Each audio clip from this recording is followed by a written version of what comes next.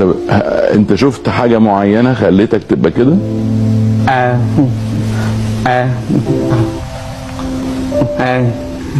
يفتح المصحف وهو نايم. اخ جاله حضرتك اللي انا ذكرتها يعني.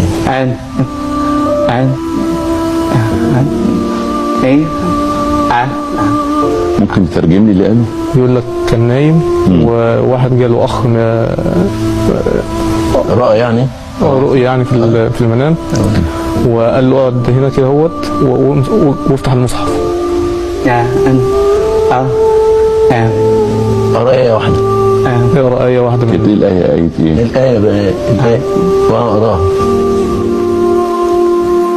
ليس البر أن تولوا وجوهكم قبل